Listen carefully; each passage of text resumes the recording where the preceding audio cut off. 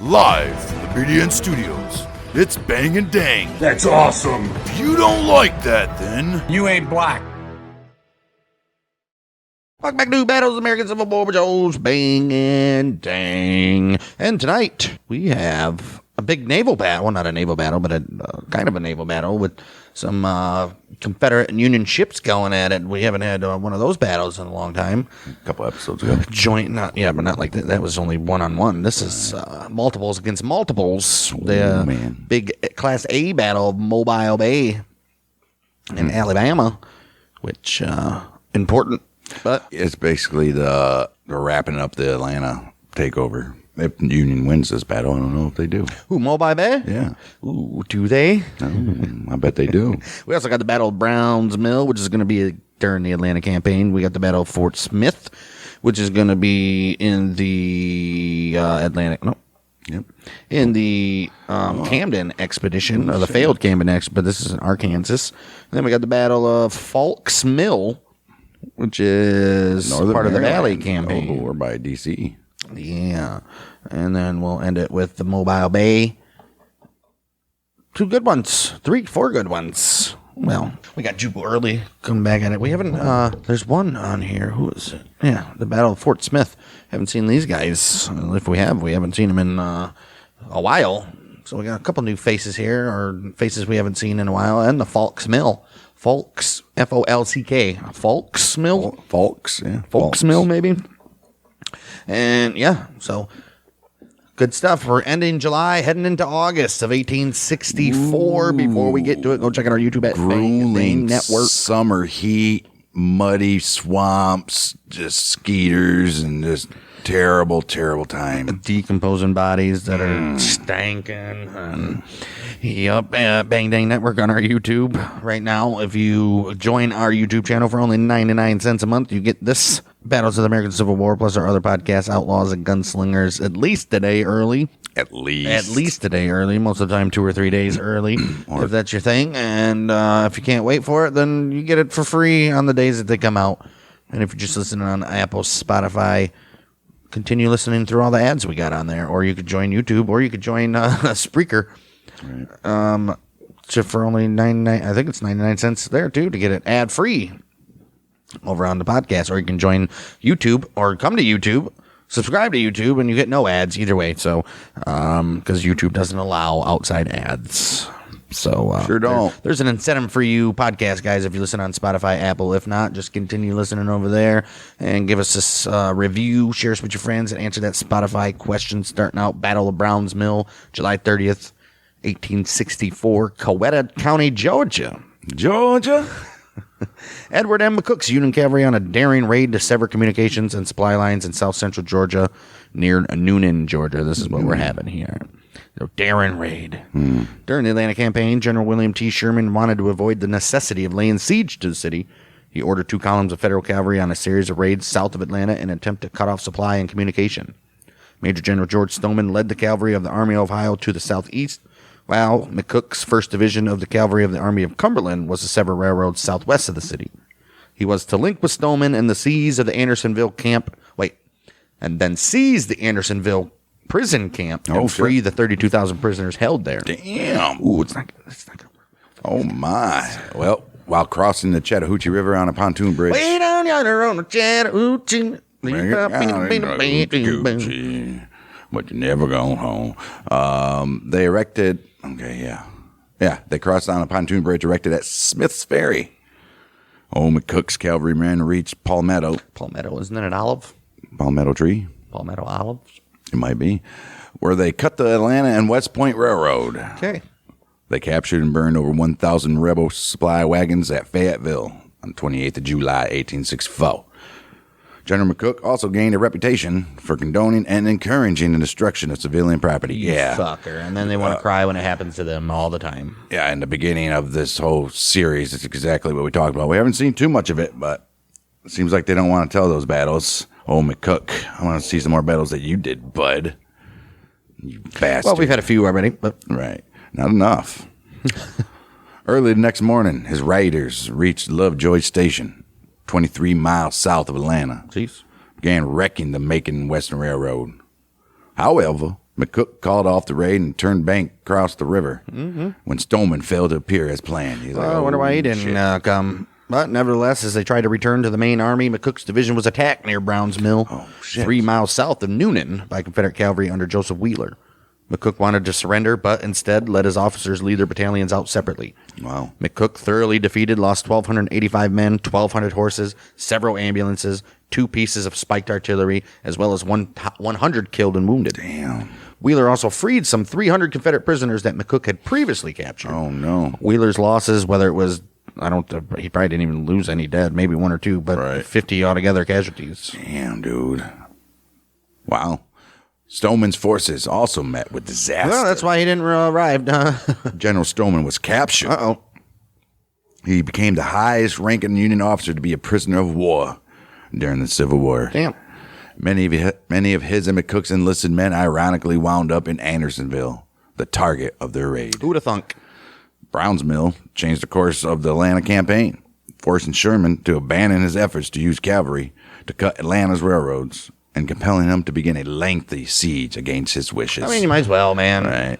He thought, I get it. You guys are done, You want to tired. get it over with. You guys don't want to sit there for months just doing stupid shit. And then when you try to do that, you lose some insurmountable men. Insurmountable, yes. Insurmountable amount of men.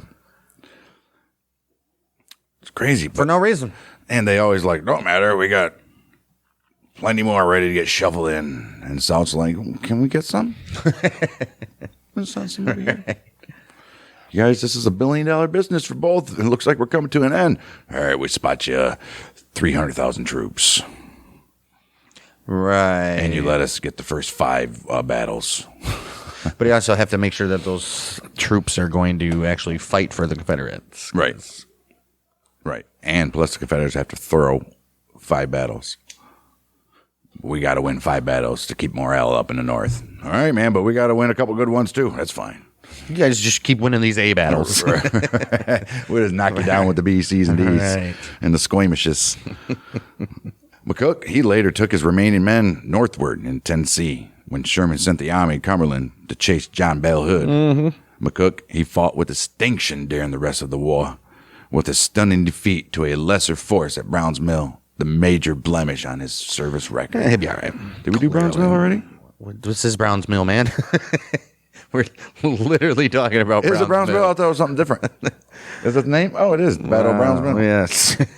Oh, shit. Yeah. Oh, good for him, though, huh? Right.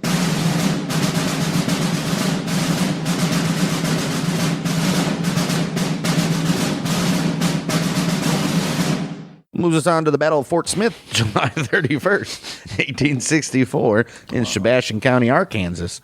In the wake of the failed Camden expedition, which we just covered a few episodes ago, areas of Arkansas lay prone to cavalry raids against Union outposts. One such raid occurred at Massard Prairie, July 27, 1864, where Confederate forces under Brigadier General Richard Gano won a victory, encouraging further engagement. It said, all right, we did this, let's do it again, baby. Who knows this Richard Gano guy? Never heard of him. Right, that's what I'm saying, dude. They're just packing them in here. Let's take a look at some of the forces we got in this small little battle. Union got the District of the Frontier, who was commanded by Brigadier General John Thayer. 1st Brigade consists of the 1st Brigade under Colonel John Edwards, 2nd Brigade under Colonel James Williams, 3rd Brigade under Colonel William Judson. The Confederates got the District of the Indian Territory under Brigadier General Douglas H. Cooper, with the 5th Texas Cavalry Brigade under Brigadier General Richard Gano, 1st Indian Brigade under Brigadier General Stan Wadey. Several days later, Gano's superior, Brigadier General Douglas Cooper, led rebel division several miles north of Fort Smith. Several days after the Right. Massard Prairie attack. Right. Cooper's force consisted of Gano's brigade and Brigadier General Stan Wadey's brigade. Yes, it did. Gano took position along the Indian Territory side of the Poteau River, with Wadey moved up from the south onto the Arkansas side. Brigadier General John M. Thayer of the Old Union commanded the town's defenses with 3 brigades. Wadey's men made first contact with the 6th Kansas Cavalry of Colonel William Judston's brigade. Judston's men fell from Fort No. 2 along the Texas Road, alerting the rest of the Union garrison of the Confederate arrival. They're like, here we go, boys. You guys been waiting for months for battle. Right. Cooper's men began to shell the fort. Thayer responded by sending forward units from Colonel James Williams' brigade, which included the 6th Kansas Colored Infantry, plus 2 howitzers from the 2nd Kansas Battery. Nice. Union artillery proved superior and soon drove off the Rebs. I bet. Cooper ordered a withdrawal, leaving snipers behind to cover the retreat. Cooper took with him approximately $130,000 worth of Union arms and supplies, though. I mean, that's a pretty big win there. Yeah, Thayer maintained control of Fort Smith for the duration of the war, and it is now preserved within the Fort Smith National Historic Site. So that's all that happened. They challenged the fort, they got shelled, and then they left with $130,000 worth of They stuff. came in and swiped. Swiping, no swiping. And they did. Well, good for them. That was a lot of money. Right. A lot of... Is that today's dollar? It's got to be $10. I don't know. I would assume. Maybe. Either or. So that was that. Yeah. All right. So that worked out for the Union side, and it worked out for the old Rebs as well. Right. Well, it's kind of like a stalemate if you want to get technical. I don't think the Rebs or whoever attacked were planning on actually getting a full-fledged victory. We can, but let's steal all this shit anyways. Right. Let's get as much as we can, boys.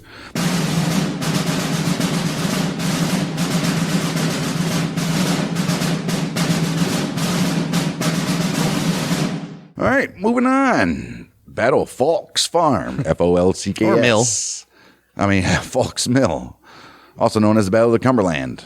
Small cavalry engagement, fought August 1st, 1864, Northern Maryland. It's part of the Valley Campaigns of 1864. Mm-hmm. After burning Chambersburg, Pennsylvania on the 30th of July. You guys might remember last episode... Or the episode before that, we had the second battle of Kernstown with Jubal Early. Right. And remember they demanded a ransom like $500,000? At Chambersburg. Right. Right. The cavalry was under Confederate Generals John McCausland and Bradley T. Johnson. They set out for the western Maryland towards Cumberland. They wanted to disrupt traffic on the Baltimore and Ohio Railroad, to demand ransom from the town or torch it as well. So damn, they're like, we just torched Chambersburg, Cumberland, you better pay up because we're going to torch you as well. Damn, look at the old Rebs doing the town burnings. You guys are a bunch of savages. Right, barely even human. 3 p.m., 1st of August, the old rebels arrived at Folck's Mill, east of Cumberland. Well, there, Union Brigadier General Benjamin F. Kelly, with 3 regiments of untested 100-dayers and 6 pieces of artillery, guess what? Clash with the old rebel army. Well, as the rebel army arrived at the outskirts of town, Kelly's artillery fired on the cavalry.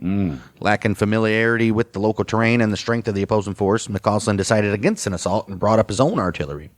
The gunners from both armies dueled until about 8 p.m., at which point McCausland withdrew, heading south to Old Town on the Potomac. The following day, the Confederates prepared to cross the Potomac and head into West Virginia, but found the bridges over the Chesapeake and Ohio Canal had been burned by Union Colonel Israel Stow and his regiment of 100 Days troops. Look at the 100 Dayers, man. Hey, they got to have something to do. Right. They got to do something. Get the little morales up. Damn. Well, Colonel Stow deployed his force on the spit of land between the canal and the river, right, to contest the old rebel advance toward the river. After initially repulsing the charge by the Confederate cavalry, Stow was forced to retreat across the Potomac when the 21st Virginia successfully constructed a bridge and crossed the canal on his left flank. Ooh, let them construct a whole ass while bridge. you're fighting. Right. Like, come on, boys. On south bank of the river, the old Federales took cover in a blockhouse on the B&O Railroad and in an armored ordnance train operated by the Potomac Home Brigade. Look at that. That was stopped right there on the line. Just happened to be there. Right. Good for them. McCausland, he briefly considered an all-out charge on that blockhouse. I mean, you had him basically right there, right? But then he thought it was wise to first demand surrender. He's noble. Right. They weren't noble when they burned down your mom's house, bitch. Well, fortunately for him, the Federals did indeed agree to the terms of surrender, and the Confederates crossed the river and headed to Springfield, West Virginia, where they rested until the 4th. Although the action around Cumberland was tactically inconclusive, Kelly's stand likely saved the town from being burned and greater damage being inflicted on the railroad. Damn right. The stubborn resistance of Stow at the Potomac represented the first time McCausland's force had been contested since burning Chambersburg. That's 3 days. Yeah. Like it's right. Like it's some big feat. It hasn't been contested for 3 days. Right. Good for Stow, though. Yeah, that's decent. Good. Right. No, good. Not so good for him that he had to surrender. What are you going to do? Right.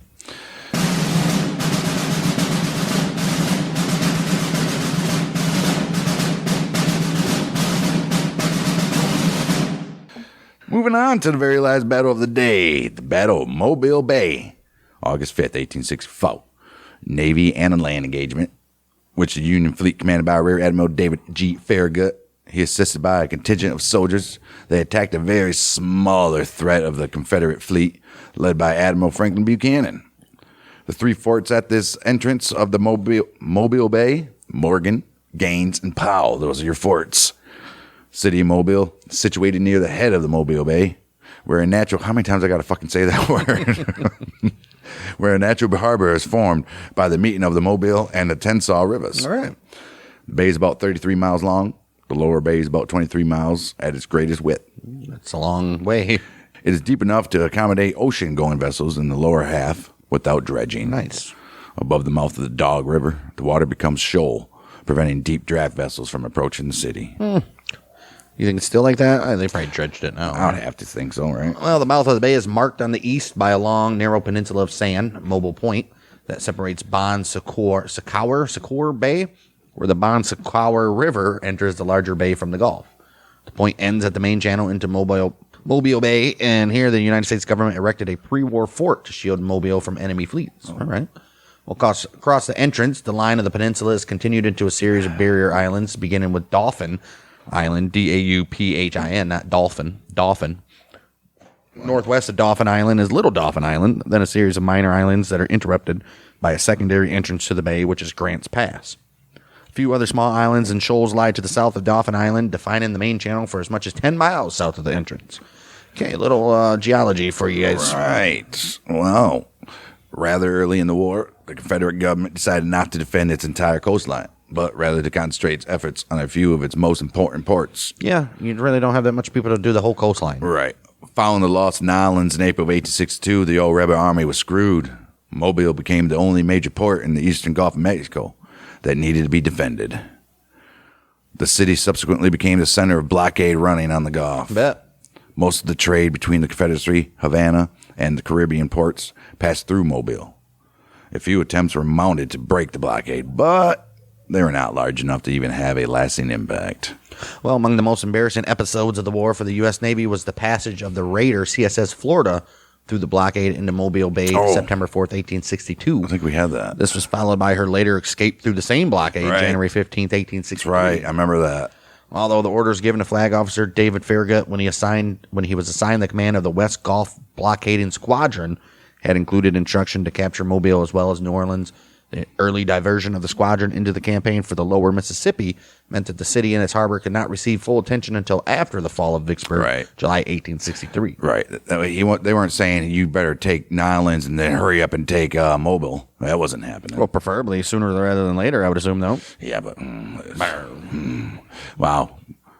Given respite by the Union strategy, the old rebel army improved the defenses of Mobile Bay by strengthening Fort Morgan and also strengthening Fort Gaines at the entrance to the bay. Well, that would seem something that you should do, yeah.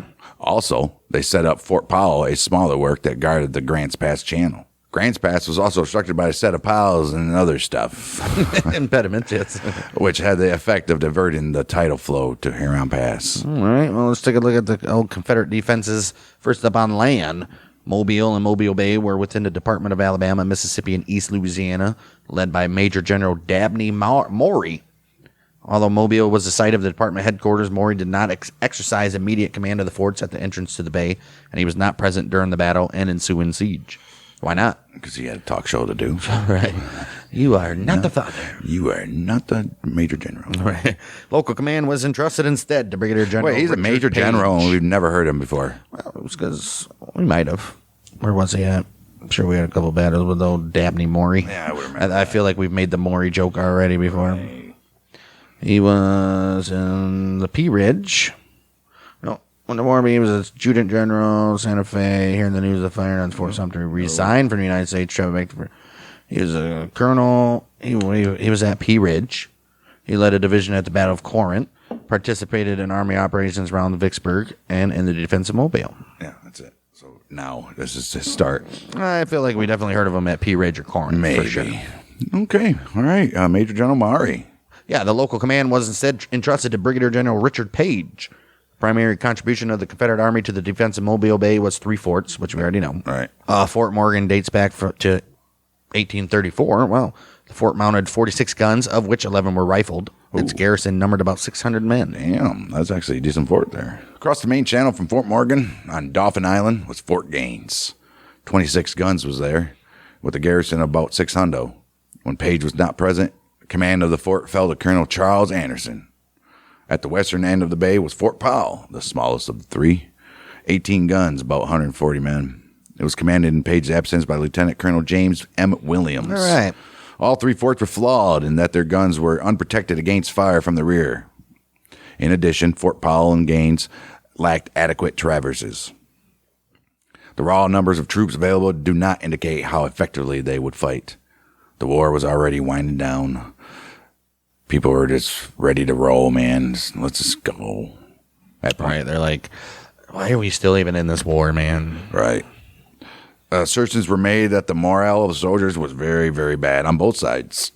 The judgment is hard to quantify, but it would explain, at least in part, the poor performance of the defenders. The Confederate Torpedo Bureau, directed by Major General B&O Railroad, contributed a passive weapon to the defense. Men of the Bureau had planted 67 torpedoes, which we all know are mines, Right. across the entrance, leaving a gap on the eastern side of the channel so blockade runners and other friendly vessels could enter or leave. Though minefield was well marked by buoys, which Farragut knew By well. boys. Its purpose was not necessarily to sink enemy vessels trying to enter, but rather force them to steer close to Fort Morgan and its guns. Right. You only got one way in or out. So Right. the Confederate military also began construction in 1862 of 2 forts in Clark County that were planned to prevent Union advancement into the interior of Alabama in the event that Mobile was captured.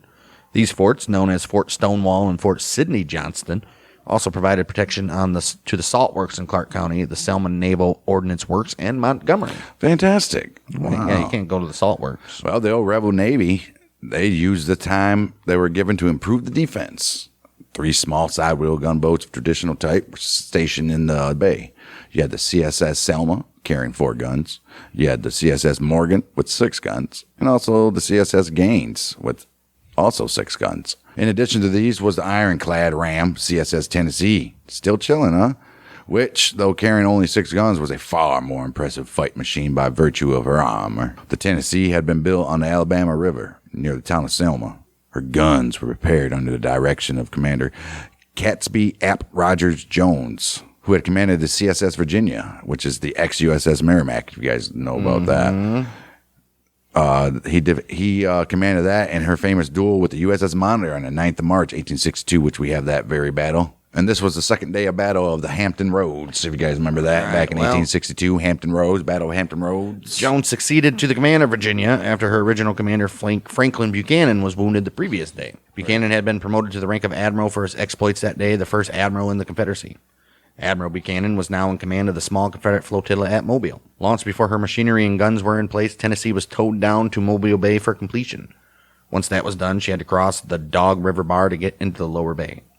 Tennessee drew 13 foot, but the bar had only 9 foot of water at high tide. Nice. To get her across, workers had to build a set of caissons called camels by shipbuilders. Damn. These were fitted to her sides and pumped out and barely lifted the ship enough to clear the bar. Holy shit. May 18th, 1864, she finally entered the lower bays. Oh, where she ready for service, baby. She can float without anything obstructing her. Ready for service. Wow. Well, the Tennessee was the only armored vessel that the Confederate Navy put out into the lower Mobile Bay, but there were plans for others. Damn, these guys thought the war was going to last for another 20 years. Buchanan hoped that he would have as many as 8, including a pair of floating batteries, with which he could challenge the Union blockade, attack Pensacola, and perhaps even recapture the islands. Good job on that one, buddy. You might be able to attack Pensacola, but I don't know if you're recapturing the islands. The manufacturing and transportation facilities of the South were not capable of this ambitious program, though. Some of the projected fleet were completed in time to defend Mobile after the lower bay had been lost. But they were not there when most needed. So, worthless. Nevertheless, they imparted some urgency to Farragut's plans to maintain the blockade. Right.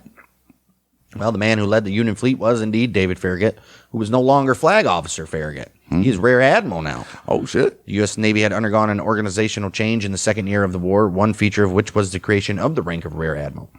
The new rank implied that the ships of the Navy would be employed as members of a fleet, not simply as collection of vessels within a common purpose. Exactly. It's like a water battalion or something.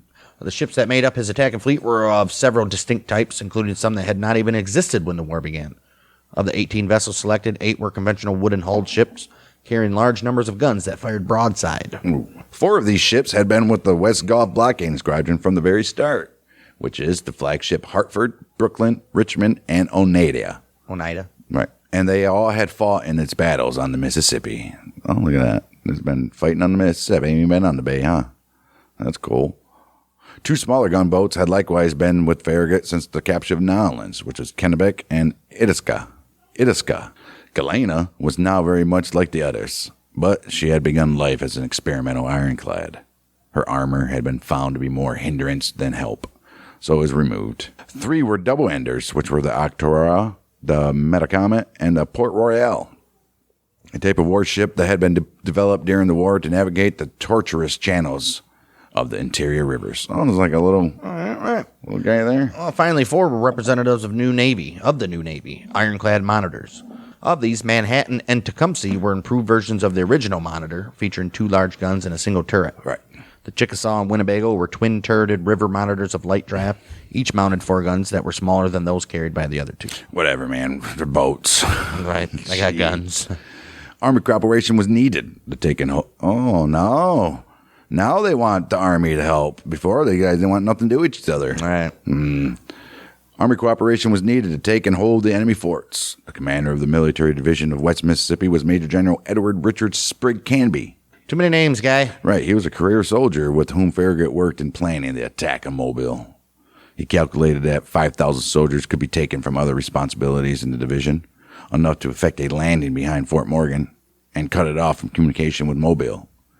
Their plans were undercut, however, when General-in-Chief Ulysses S. Grant made an urgent call for troops to be sent to the Virginia Theater, then entering its critical phase. All right, well, Grant's like, I got some more important shit over here, boys. Right.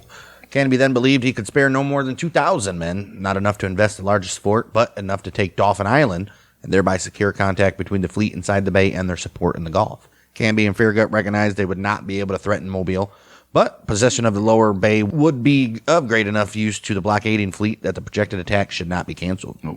Communication would be necessary between the fleet and the landing force, so Canby suggested that a contingent of his signal corpsmen be distributed among the major ships of Farragut's attacking force. Yeah, we need to know our little signs and stuff, you know? Right. Farragut accepted that offer. I would hope so. Right.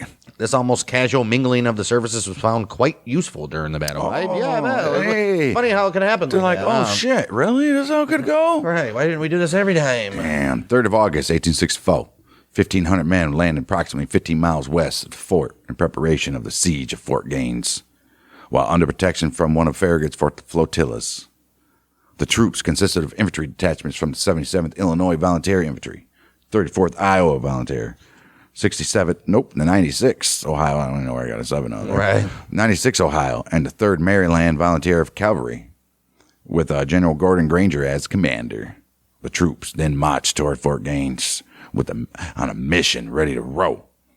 Evening of August 4th, they entrenched and formed their skirmish lines less than a half a mile away from the fort. Ooh-wee. The Army landing force under Granger was ready to launch the attack August 3rd, but Farragut wanted to wait for his 4th monitor, the USS Tecumseh, which is expected at any moment, but delayed at Pensacola. Man, that's just waiting too long. The Admiral almost decided to proceed with only 3 monitors, and the Army went ashore on the Dauphin Island, acting under a misapprehension of naval intentions. The fleet was not ready to move yet, so the defenders were able to rush additional forces to Fort Gaines. After the battle, Farragut concluded that the delay had actually worked to the advantage of the federal forces, as the reinforcements were not great enough to have any effect on the battle, but they were included in the surrender. Right. Wow. So all those reinforcements that came to Fort Gaines, so they actually captured more men. Wow. Look at that. Idiots. Dummies. You guys are so stupid. While the Union Army was going ashore, Tecumseh made her belated appearance.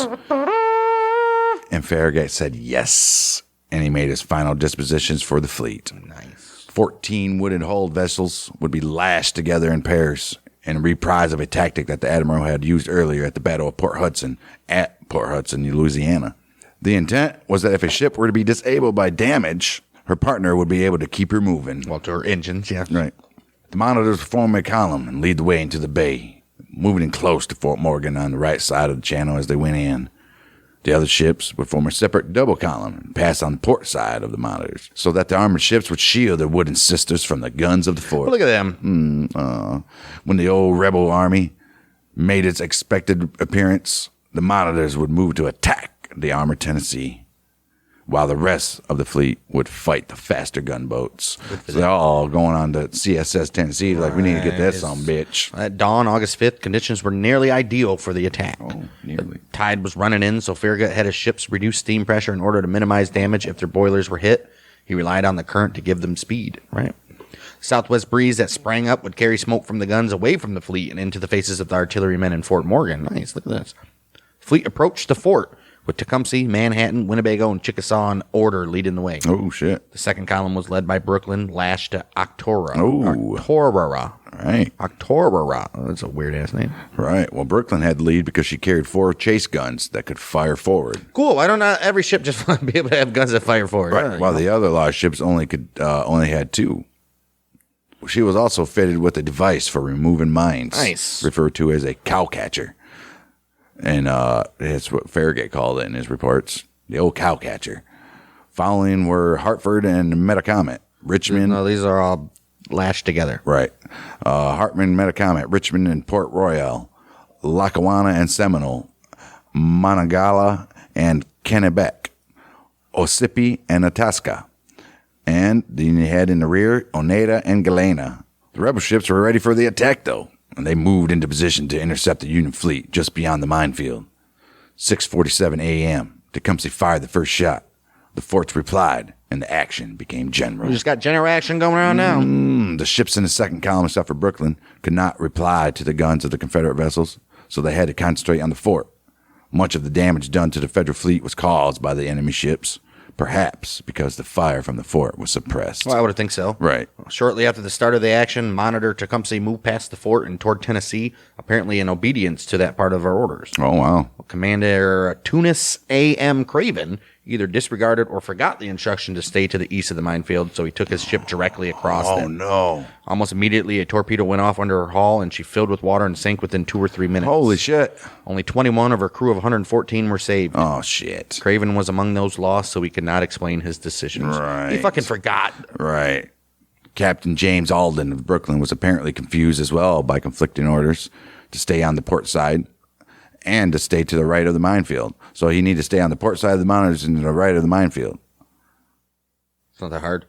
So he stopped his ship and he signaled Farragut for instructions. What do we do?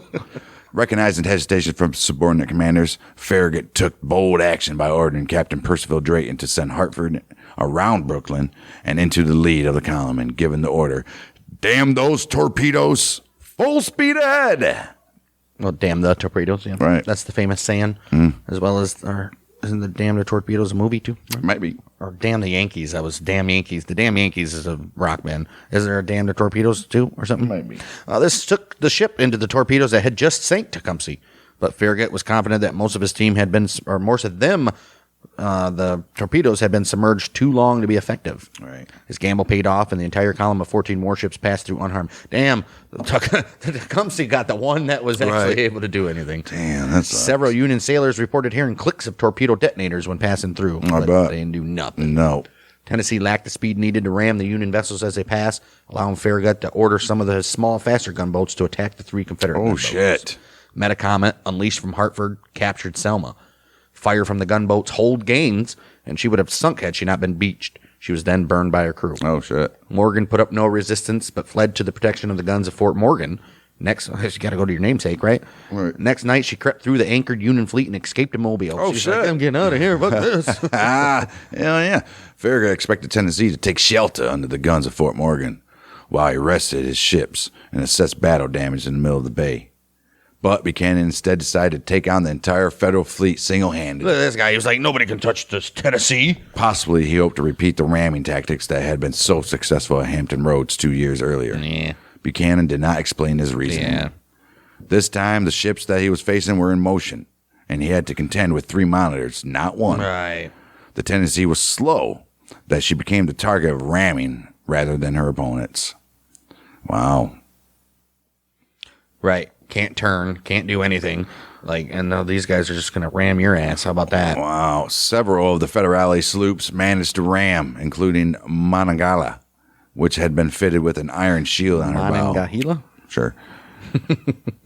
Right. Which had been fitted with an iron shield on her bow just for this purpose. Hell yeah. None of the collisions harms the old. Of course not. Right. Didn't even harm the old ironclad. The ramming vessel suffered more that hit Tennessee. Right. Oh, wow. Shots from Farragut's fleet bounced off Tennessee's armor, but Tennessee's fire was ineffective due to inferior powder and multiple How do you have a badass ship like that and have shitty powder, dude? Like, pew, sad. pew, pew.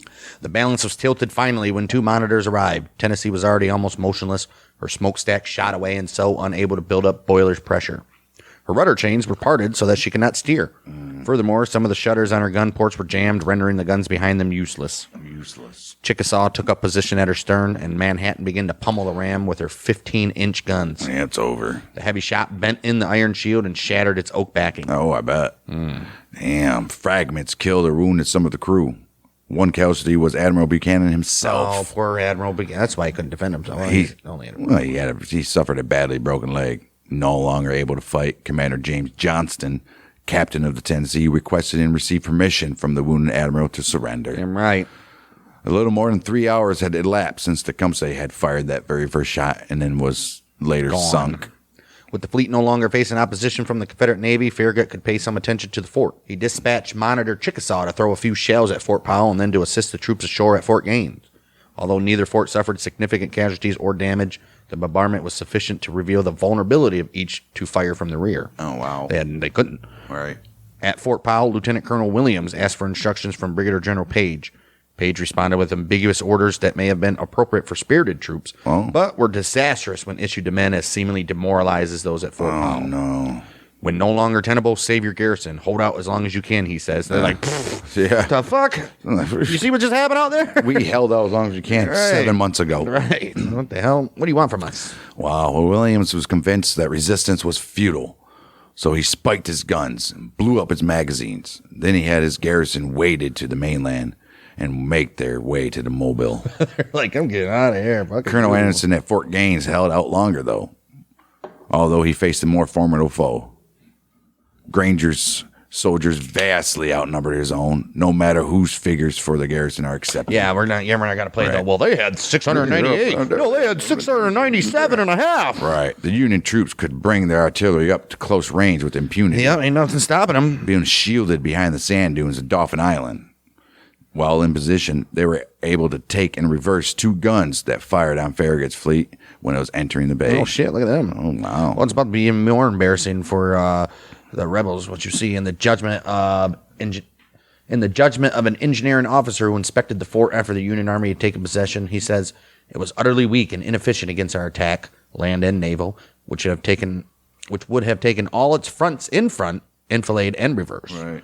Recognizing that his situation was hopeless, Anderson opened communication with Granger and Farragut under a flag of truce, ignoring orders from Page forbidding him to do so. Too bad. And he eventually removed him from command. Oh, I bet he did. He surrendered the fort August 8th. Hey, gotta do it. I mean, you got to do it, man. At some point, you got to save your men, dude. Jeez, oh, Pete. No sense. As soon as the surrender of Fort Gaines was completed, Granger moved his force from Dauphin Island to the narrow strip of mainland beyond Fort Morgan, where they were landed without opposition about 4 miles away.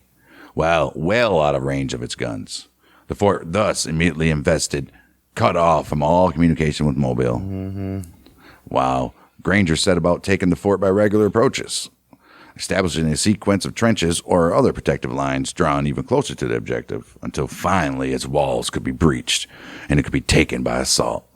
Her first line was a gift, a line of trenches 1,400 yards from the fort that had been prepared by garrison of the fort, and then, for some reason, abandoned. They're like, we don't want that. Right. It was a little farther than we would have liked, but it served quite well. Additional parallels were built with little interference, as the laborers could work behind the sand dunes. Yeah, I mean, it's ridiculous.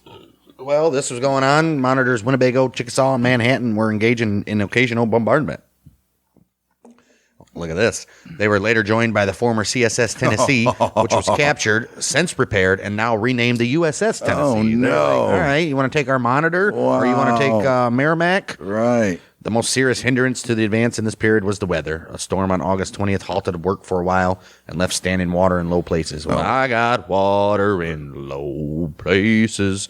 The fort was subjected to a day-long bombardment August 22nd from 16 siege mortars, 18 guns of various sizes, and the fleet, the monitors, and Tennessee at short range, and the rest of the ships at long range. They're just fucking it up.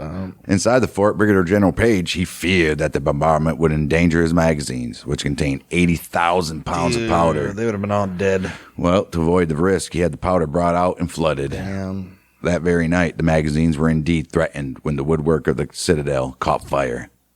The fire brought an increase in the rate of bombardment and was extinguished only with great effort. Feeling now that further resistance was useless, August 23rd, Page ordered his remaining guns spiked or otherwise destroyed as far as possible. 6 a.m., he ordered the white flag raised, and the siege is over. Well, an anecdote of the battle that has some dramatic interest has it that Farragut was lashed to the mast during the passage of Fort Morgan. This event came about after the battle had opened and smoke from the guns had clouded the air. In order to get a better view of the action, Farragut climbed into Hartford's rigging and soon was high enough that a fall would certainly incapacitate him and could have killed him. Ooh. Seeing this, Captain Drayton sent a seaman aloft with a piece of line to secure the admiral. He demurred, saying, "Never mind, I am all right." But the sailor obeyed his captain's orders, tying one end of the line to a forward shroud, then all around the admiral and to the after shroud. Damn right. Later, when CSS Tennessee made her unsupported attack on the Federal fleet, Farragut climbed into the mizzen rigging. Jeez, he's just everywhere. Still concerned for his safety, Captain Drayton had Flag Lieutenant J. Crittenden Watson tie him to the rigging again. Thus, the admiral had been tied to the rigging twice in the course of the battle. Dude's way up there. Right. Holy shit. You're here. Or he's Lieutenant Dan. Right. Oh. You ain't got no legs, Lieutenant Dan. Most popular accounts of the battle related that Brooklyn slowed when Tecumseh crossed her path, and Farragut asked why she was not moving ahead. The reply came back that naval mines, then called torpedoes, were in her path, to which he allegedly replied this: "Damn the torpedoes!" The story did not appear in print until several years later, and some historians question whether it even happened at all. Some forms of the story are highly unlikely. The most widespread is the shouted to Brooklyn, "Damn the torpedoes, go ahead!" Well, men present at the battle doubted that any such verbal communication could be heard above the din of the guns. Right. More likely, if it did happen, is that he said to the captain of Hartford, "Damn the torpedoes, 4 bells, Captain Drayton." Or he said, "Oh shit, we're getting fucked up." Right. Then he shouted to the commander of the Metacomet, lashed to Hartford's side, "Go ahead, Jewett," full speed. Jewett, I guess. Jewett. The words have been altered in time to more familiar, "Damn the torpedoes, full speed ahead." Yeah, Right. Get the hell out of here. So maybe you did say it. We don't know. Maybe prior to this very battle, the Army and the Navy used completely different signals. Right, which is kind of stupid. But Right. The Navy used a cumbersome system of colored flags that would impart messages that would be decoded, whereas the Army was experimenting with a far simpler wigwag system recently developed by Colonel Albert Meyer in order to communicate with Army forces ashore after the fleet was safely inside Mobile Bay. Several members of the fledgling Signal Corps were put on the major ships of Farragut's, obviously. They were expected to stay out of the way until they were needed. Those on Hartford, for example, were assigned to assist the surgeon, so they were stationed below decks. Yeah, good for them. Like, you just get out of here. Well, when Brooklyn encountered her difficulties with Tecumseh in the minefield, Captain Avery of Brooklyn wanted a clarification of his orders more rapidly than could be done with Navy signals, so he asked his Army representatives to relay his question to the flagship. No. In order to read the message, the Signal Corps men of Hartford were brought up from below, and they stayed up through the rest of the fight. Their contribution was acknowledged by Farragut. I bet it was. Good better be. Yeah. After General Page surrendered Fort Morgan, the victors found that all the fort's guns had been spiked, and the gun carriages and other supplies were destroyed. Some believed that much of the damage had been done while the white flag was flying, in violation of rules of war, as they were then understood. Yeah, man, once you surrender everything in there, you fucking just stop. The belief of this was so strong that Canby made a formal accusation, and Page was tried in New Orleans by a 3-man council of war to consider the charges. After reviewing the evidence, the court found him not guilty. Whatever. Come on. The Battle of Mobile Bay was not bloody by standards set by the armies of the Civil War, but it was by naval standards. Yes. It was only marginally, if at all, less bloody than the Battle of Fort Jackson and St. Phillips and the Battle of Hampton Roads. Okay. The Federal fleet had lost 150 men killed, 170 wounded. On the Confederate ships, only 12 were dead and 19 wounded. Wow. Well, Right. Most of those were on the Tecumseh. Right. Union Army losses were very light. In the siege of Fort Morgan, only 1 man was killed, 7 wounded. Wow. Bad. Confederate losses, though not stated explicitly, seem to have been only slightly greater. Right. The continued presence of a Union Army force near Mobile constrained the Confederate Army in its last desperate campaigns. Maury realized that the numbers opposite him were inadequate for an attack, Right. but the loss of Mobile would have been such a severe blow to the public mood that he would not send his guns or spare troops to support other missions. He's like, no, man, we need Mobile. Right. Versus everybody, we got staying here. Holy shit. This was particularly important to Major General William T. Sherman, who was at this time engaged in the Atlanta campaign, as we all know. Because Mobile remained unconquered, the significance of Farragut's victory initially had little effect on Northern public opinion. Whatever.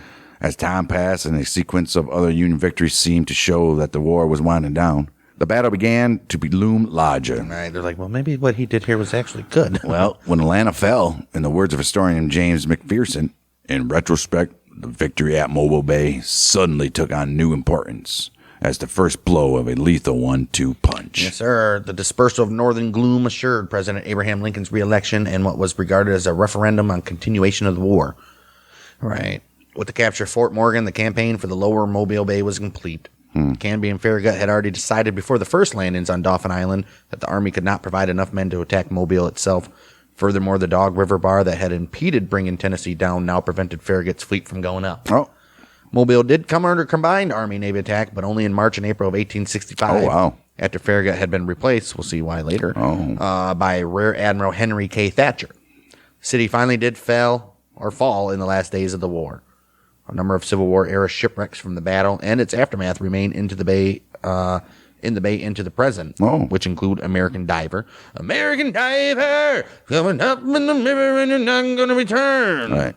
The CSS Gaines, the CSS Huntsville, the USS Philippi, the CSS Phoenix, the USS Rodolph, USS Tecumseh, and the CSS Tuscaloosa. Nice. That'd be nice to go. Are all still down there. That'd be nice to go dive and look that up. Don't worry, guys. Once we're done with all the battles, we will be having episodes about Civil War shipwrecks as well, because there's a lot of them, especially the Tecumseh, which they went down there and discovered some stuff. I bet. When it sank, it flipped capsize, and it's resting in 30 feet of water upside down. Right. So it's fantastic. yeah, that's going to do it for us in this. What a naval battle, huh? What a naval battle. That's a good one. And, yeah, we'll be back next week for at least 3 or 4 new battles. We got the Battle of Utoy Creek, the Battle of Moorfield, the second Battle of Dwutton, and the second Battle of Deep Bottom, most likely. So join us in. Don't forget to subscribe to our YouTube at Bang Dang Network. You can join the channel for only 99 cents a month if you want these episodes earlier than the Friday that they come out. Or you can just keep on listening on Spotify, Apple, and leave us a review. Answer that Spotify question, and we'll see you next week for more Battles of the American Civil War. We are the Month of Michiganders with Bang and Dang.